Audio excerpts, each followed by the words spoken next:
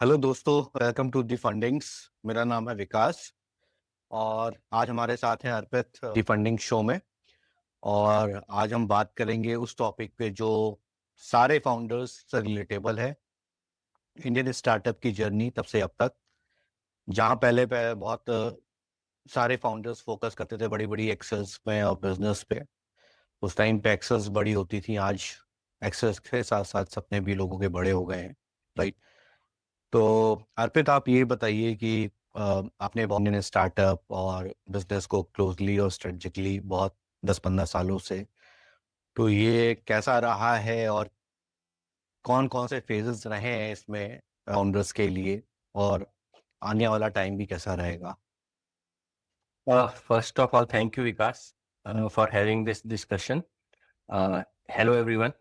बहुत ही interesting topic है जिस पे हम आज बात करने वाले हैं और ये very close to my heart और किसी भी स्टार्टअप फाउंडर के लिए बहुत क्लोज रहता है। हमने बहुत क्लोजली, इवन यू मी और बहुत सारे स्टार्टअप फाउंडर्स ने बहुत क्लोजली इंडियन स्टार्टअप जर्नी देखी है। ये स्टार्टेड कहाँ से, हमने स्टार्ट किया था, आज इंडिया और स्टार्टअप वर्ल्ड कहाँ पहुंची है। If I have to break it, कि हमारा जो इंडिया का पूरा स्टार्टअप इकोसिस्टम रहा है, तो इसको मैं 6 पार्ट्स में ब्रेक करूंगा। सबसे पहले जो पार्ट आता है दैट इज प्री 2000, जो हमारा Y2K एरा था, 2000 मिलियन, उससे पहले का जो एक जॉनर था स्टार्टअप का या बिजनेस का, स्टार्टअप वर्ड तो तब होता ही था, उसको बोलूंगा मैं। दैट इज वन फेज जहां से ये जर्नी स्टार्ट हुई। After that next phase would be जो 2000 से लेकर 2010 तक का रहा, जिसमें आपका इंटरनेट थोड़ा आईटी वाला, आईटी पिक्चर में आईटी, आने लग हाँ, पड़ा। बेसिकली आने लगा। Correct correct. ये तो वो एक फेज था जिसमें आपके बीपीओज वगैरह आए, वो एक फेज था। इसके बाद थर्ड फेज जो आया वो था 2010 से लेकर 2016 तक का। 16 क्यों बीच में है, क्योंकि उसका भी बहुत इंटरेस्टिंग एंगल है। थर्ड फेज था 2010 से 2016 तक, जब इंटरनेट फोन हो गया, इंटरनेट जो घर घर तक पहुंच गया, स्मार्टफोन्स आने लग पड़े, इंटरनेट थोड़ा सस्ता हो गया। तो जो पहले एक्सेस सिर्फ नीच पे होता था वो अब घर घर पे था। उसकी वजह से काफी ज्यादा स्टार्टअप्स में डिफरेंस आया, इकोनॉमी बढ़ी, ऐप डेवलपमेंट पे फोकस आया। फोर्थ फेज जो होता है आपका, दैट विल बी 16 to 20। और ये ब्रेक इसलिए हुआ क्योंकि 16 में स्टार्टअप्स को रैप किया गया पॉलिसीज से, एक स्टार्टअप का इकोसिस्टम बना, गवर्नमेंट का इन्वॉल्वमेंट हुआ इन अ पॉजिटिव वे, तो स्टार्टअप्स को और ज्यादा फोर्स मिली। तो एक 16 से 20 का टाइम था। हाँ, उस और टाइम पे 20 सस्टेनेबिलिटी और पॉलिसीज और गवर्नेंस पे ज्यादा ध्यान दिया गवर्नमेंट ने। तो एग्जैक्टली ये वो उसलिए। पिक्चर में आई। यस, तो वो सस्टेनेबिलिटी आई, गवर्नमेंट ने रिकग्नाइज किया कि स्टार्टअप्स हैं, इकोसिस्टम इवॉल्व हुआ, स्टार्टअप्स ऐप से हटके और जगह हुआ, प्रोडक्ट्स की इनोवेशन स्टार्ट हो गई थी। तो वो एक इम्पॉर्टेंट चौथा फेज था। पांचवा फेज वुड बी जब आपका 2020 से लेकर 24 तक का रहा, जिसमें फंक्शनली एंड ऑपरेशनली स्टार्टअप्स का काफी ज्यादा चेंज हुआ। प्राइमरी फैक्टर उसमें कोविड भी रहा, उसकी वजह से और सेकेंडरी इम्पैक्ट्स आए। तो वो एक पांचवा फेज था 4 साल का, जिसमें अगर हम डिटेल में डिस्कस करेंगे तो पहली बार फाउंडर्स ने नाम फंडिंग विंटर का सुना। हम सब ने फंडिंग विंटर नाम सुना, अरे वो winter is coming, funding winter is coming, वो सारा बात हुई। और जो लास्ट फेज जो अब स्टार्टअप का, दैट वुड बी 25 से आगे जो स्टार्टअप आएगा, this would be very interesting phase. इसमें बहुत सारी नई डेवलपमेंट होंगी फ्रॉम इंडिया, तो ओके इसको भी we can discuss in detail. Okay. तो अर्पित, आपने इंडियन स्टार्टअप की 6 फेज जर्नी के बारे में बताया। तो अगर हम थोड़ा पीछे जाते हैं, अर्ली 2000 या 90s का इंडिया, तो उस टाइम पे स्टार्टअप का मतलब क्या लोग समझते थे, क्या होता था? कि विकास उस टाइम पे आता वो था बिजनेस, और बिजनेस का डायरेक्ट मतलब होता था या तो स्टोर है या शॉप है या डिस्ट्रीब्यूशन है, या तो आपके पास कोई ऐसा ट्रेडिशनल फैमिली बिजनेस है, उसी को वो स्टार्टअप माना जाता है, वही बिजनेस होता था। सेकेंडली, बिजनेस करना कोई चॉइस नहीं थी, इट वॉज एन इम्पल्शन। या तो आप फैमिली के बिजनेस से जुड़े हो, investor, angel investor, VCs, innovations, ये कॉन्सेप्ट वो तब थे भी नहीं। इन सब से कोई एक्सेस नहीं था जो इंडियन बिजनेस होल्डर्स थे उस टाइम पे। उनको कोई एक्सेस नहीं था, उनको वर्ड्स का पता नहीं था, जो जस्ट ट्रेडिशनल बिजनेस माना जाता था। ओके। तो एक एक चीज आपने बोली थी बहुत पहले कि जो फेज वन था हमारा इंडियन स्टार्टअप का, वो नेसेसिटी ड्रिवन था, राइट? तो यस। जरूरत होती थी तभी लोग बिजनेस करते थे, तो वो as a business as a survival होता था, सर्वाइवल ही देखा जाता था। और अगर उस टाइम पे बच्चे या कोई कॉलेज पास आउट होने के बाद, या अगर नहीं भी करा, 10-12 कर लिया, हो गया, धंधा में बैठना है, अगर कोई बच्चा बोल देता था कि पापा मेरे को तो धंधा करना, बिजनेस करना है, तो एक बड़ा रिस्क फैक्टर होता था पेरेंट्स के मन में। वो यही करते थे कि बेटा पढ़ाई लिखाई कर लो, धंधे में कुछ नहीं रखा है, बहुत बड़ा रिस्क है ना? तो वो माइंडसेट करेक्ट। ऐसा क्यों हो रखा था उस टाइम पे? देखिए, रिस्क एपेटाइट बहुत वीक था। रिस्क लेने की क्षमता सब में नहीं थी। अगर आप रिमेम्बर करो उस टाइम को जब हम स्टार्ट रहे थे, तो आप क्लास का एग्जांपल लो, टीचर्स का माइंडसेट भी यही था कि इसकी तो फादर की दुकान है, पेट्रोल पंप है, ये तो बैठ जाएगा घर, तुम पढ़ लो, तुम्हारे फादर तो गवर्नमेंट जॉब में है, वो तो सर्विस सेक्टर में है, तो तुमको तो पढ़ाई करनी पड़ेगी। तो टीचर्स को भी पता था, या पूरी सोसाइटी को पता था कि बिजनेसेस वैसे ही चल रहे हैं, नेसेसिटी ड्रिवन, ट्रेडिशनल ड्रिवन है, जिसका बिजनेस है वो आगे वो संभालेगा।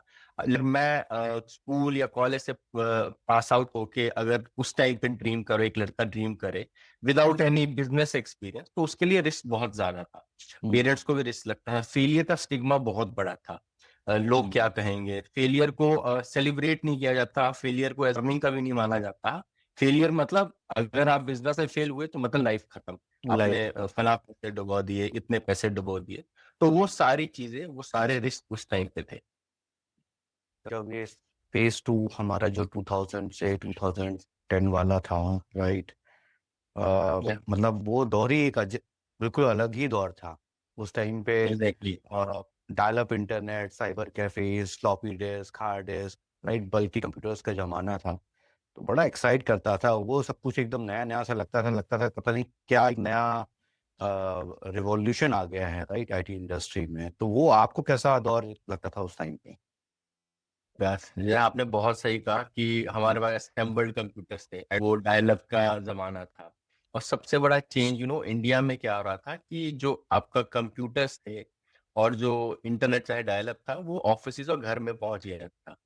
हर घर में कंप्यूटर आने लग पड़े थे। वो सिर्फ एक साइंस रिसर्च सेंटर या लेबोरेटरी तक नहीं रहे थे, वो हर घर में थे। वहां से पूरा गेम बदल गया स्टार्टअप इंडस्ट्री का। सडनली स्टार्टअप थोड़ा कूल बनने लग पड़ा, वो जो बिजनेस से ट्रांसफॉर्मेशन स्टार्टअप तक हो गया। इंडियन इकोनॉमी या स्टार्टअप इकोनॉमी का फाउंडेशन लेयर वहां से डला। वहां पे स्टार्टअप का मतलब होता था नॉर्मल सिंगल वर्ड में सर्विस कंपनी, हम्म, कि जो आपकी सर्विस कंपनी, कोई प्रोडक्ट इनोवेशन नहीं थी, सर्विस कंपनी को स्टार्टअप माना जाता था। हम्म। तो बिल्कुल बिल्कुल बिल्कुल सही कहा आपने। उस टाइम पे जो स्टार्टअप का दौर था बिल्कुल अलग ही था। वहाँ पे कोई फंडिंग का क्रेज नहीं होता था, बस ये ध्यान में रहता था कि कस्टमर कहाँ से आएंगे, क्लाइंट कहाँ से आएंगे, और रेवेन्यू कैसे जनरेट होगा। एग्जैक्टली। एग्जैक्टली। और आपने बहुत सही कहा, उसमें एक चीज नोटिस करना विकास, उस टाइम की कंपनी या स्टार्टअप में ज्यादातर फाउंडर्स इंजीनियर्स होते थे मोस्टली। तो उनको क्या होता था, उससे उनको क्या बेनिफिट मिलता था, उनकी कोडिंग स्ट्रांग थी, उनके एग्जीक्यूशन स्ट्रांग थी। तो उसकी वजह से वो ज्यादा मच बेटर एग्जीक्यूट होती थी।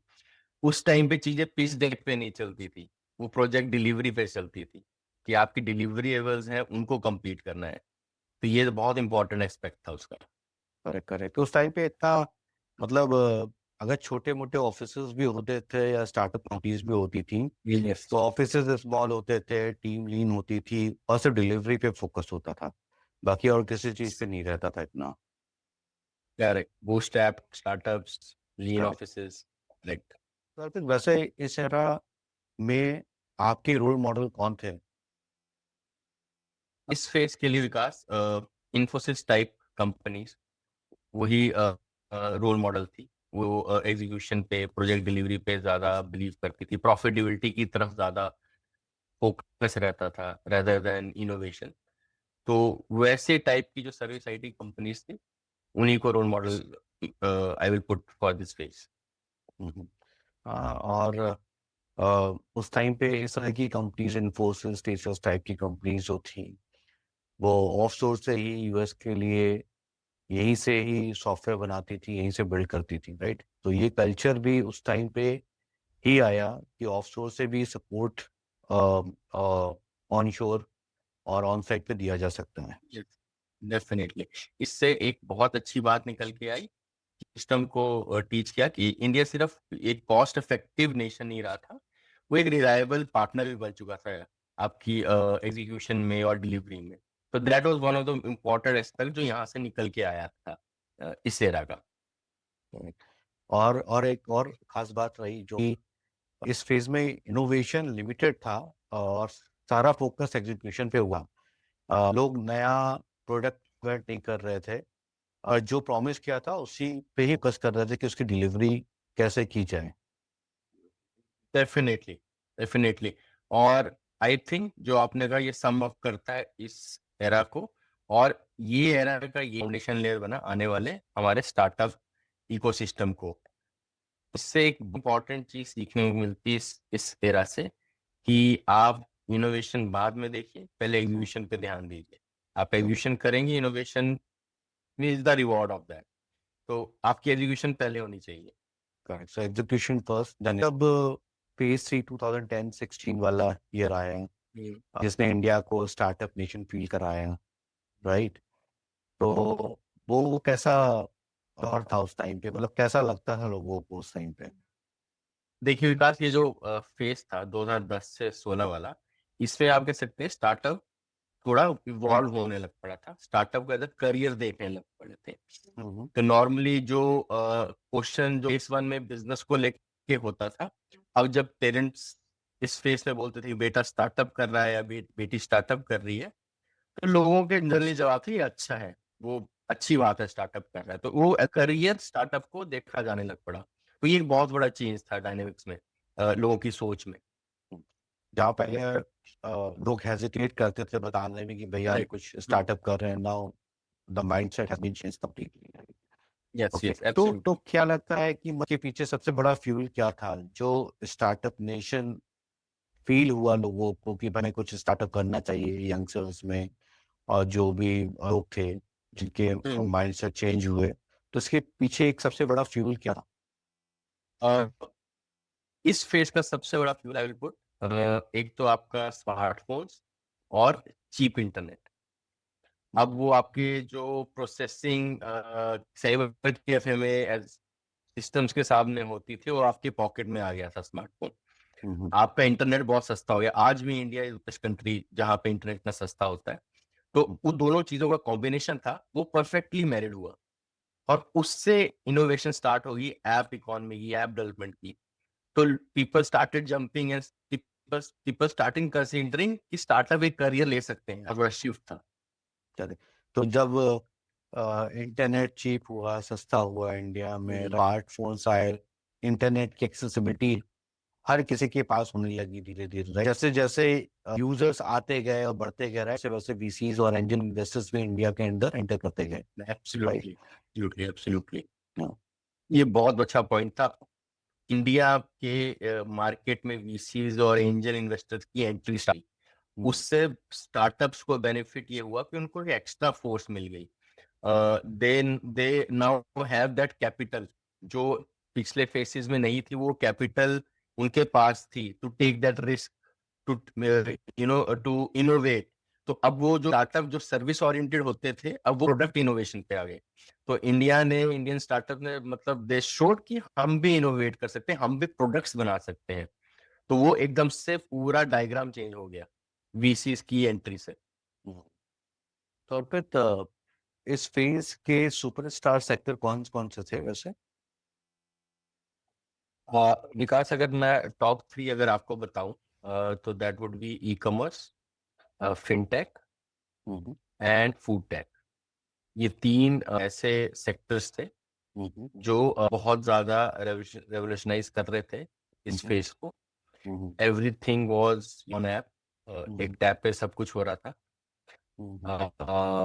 इस और इन्हीं सेक्टर से बहुत लेजेंडरी नेम निकले जो आज जैसे तक मतलब बहुत बड़े कॉमर्स बन चुके हैं।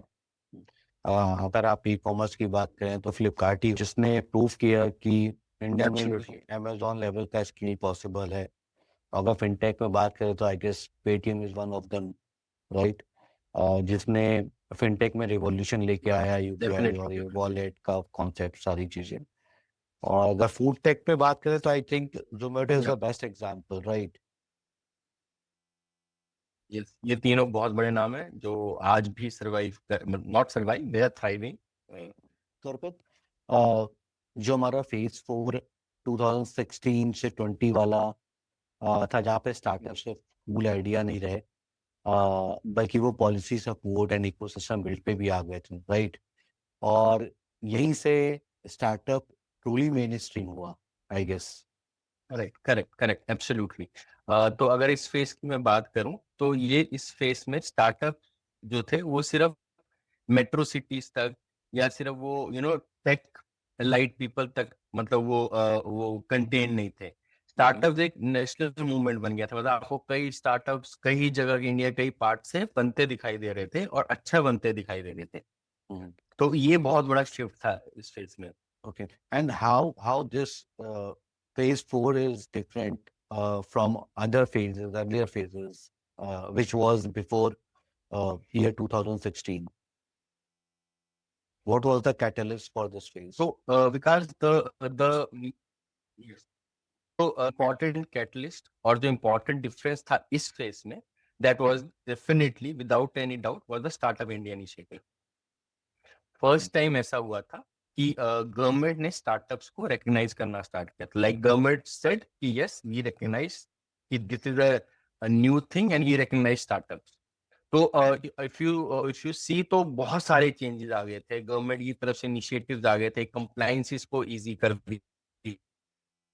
दिया गया था, एक इकोसिस्टम क्रिएट कर दिया गया था, टैक्स बेनिफिट स्टार्ट हो गए, जो टैक्स हेवंस स्टार्ट हो गए स्टार्टअप्स के लिए, रजिस्ट्रेशन को इजी कर दिया गया स्टार्टअप्स के लिए। तो ये बहुत सारे गवर्नमेंट की तरफ से इनिशिएटिव्स किए गए, फंड्स, गवर्नमेंट फंड स्टार्ट हो गए, स्टार्टअप इंडिया फंड स्टार्ट हो गए, ग्रांट्स स्टार्ट हो गई स्टार्टअप्स के लिए। दोज आर समथिंग जो किसी फेज में पहले नहीं था। तो Correct. गवर्नमेंट का involvement directly to the startup help और एक इन एक चीजों के और लिए। चीज और एक चीज और ऑब्जर्व हुई थी कि college campuses and private companies, private institutions और हर जगह इंक्यूबेशन सेंटर्स भी खुलने चालू हो गए थे उस टाइम पे, yes, yes, yes, right. Yes. Incubation centre was the word जो आ गया था। तो बड़ी बड़ी आईटी कंपनीज ने खोल दिए, आईआईटीज, आईएम्स ने अपने इंक्यूबेशन करेक्ट। सेंटर्स खोल दिए। तो that was a very good and major change, जिससे स्टार्टअप्स को और ज्यादा बैकिंग मिली to get that thing done. तो फिर स्पेस का डोमिनेंट सेक्टर कौन कौन से थे?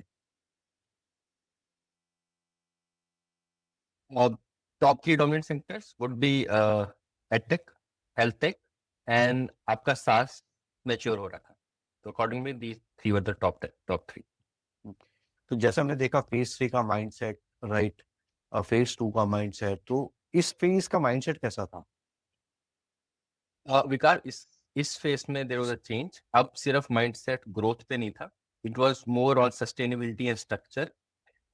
उस पे फोकस हो गया था। मेंटोर्स केम इनटू पिक्चर, एक इकोसिस्टम क्रिएट हो रहा था एक्सपर्ट्स, एडवाइजर, मेंटोर्स के थ्रू। तो this was the major change here.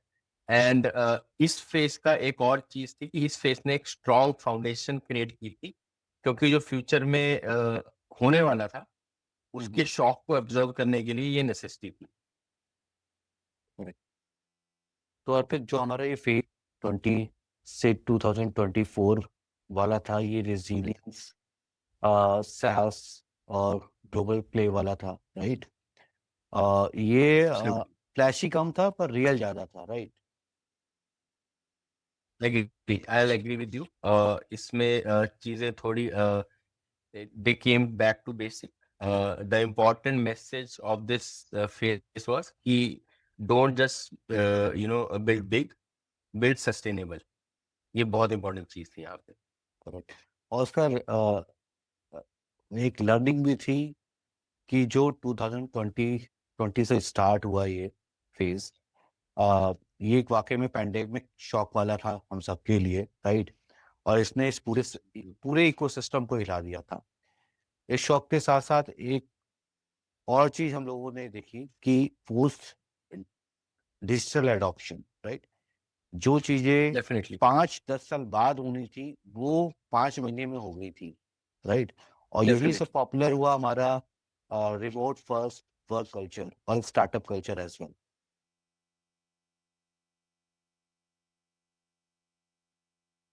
चाहे वो हेल्थ केयर हो, एजुकेशन हो, सारी चीजें रिमोट पे हो गई, रिमोट फर्स्ट हो गई थी। ऑफिसेज जो है वो रिमोट हो गए थे, ऑप्शनल हो गए थे।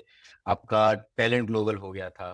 पर इसमें एक इम्पॉर्टेंट फैक्टर ये भी आया था कि कॉस्ट डिसिप्लिन जो था वो अनअवॉइडेबल हो गया था।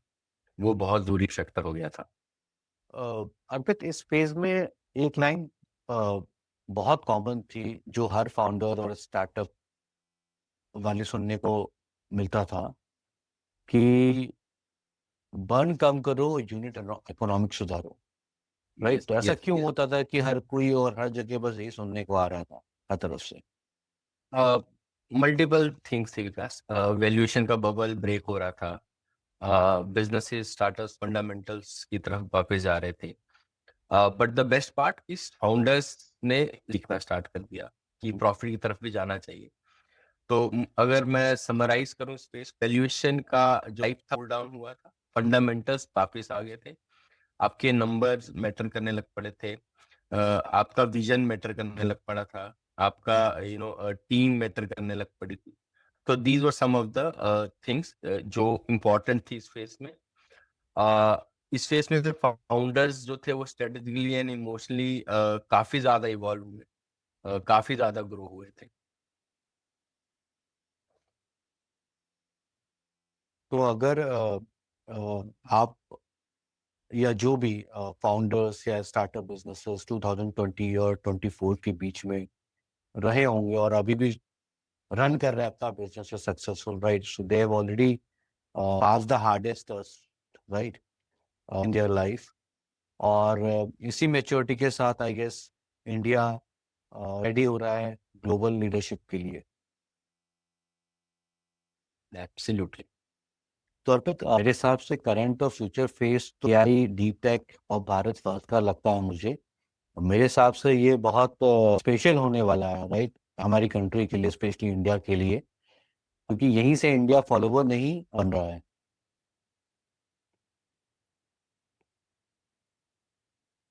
Absolutely Vikas, I completely agree with you. India अब सिर्फ सिलिकॉन वैली को कॉपी नहीं कर रहा है, वो अपने मॉडल्स खुद बना रहा है, which is very very good thing. अगर हम बात करते हैं जैसे कि अभी स्टार्टअप्स वगैरह की, तो सबसे पहले स्टार्टअप की बात करें अगर इंडिया में, तो कौन सा होगा? देखिए, एआई अब सिर्फ एक फीचर नहीं रहा है। अगर एआई स्टार्टअप्स की बात करें, एआई एक फाउंडेशन बन चुका है।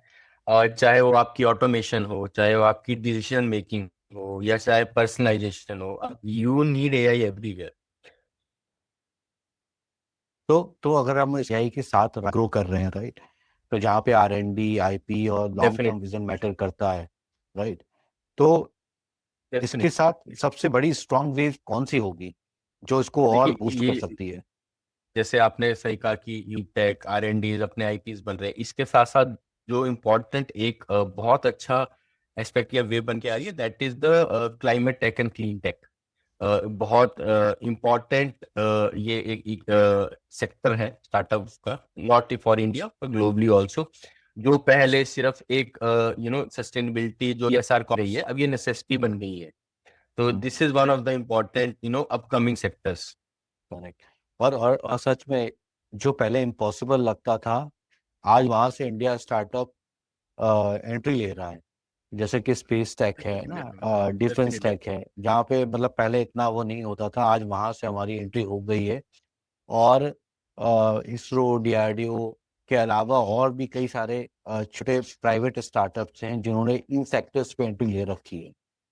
डेफिनेटली अब गवर्नमेंट का जो सपोर्ट फॉर्चुनेटली जो स्टार्टअप्स को है, plus the combination of government and the private innovation, ये एक बहुत बड़ा पावर हाउस बन के आ रहा है।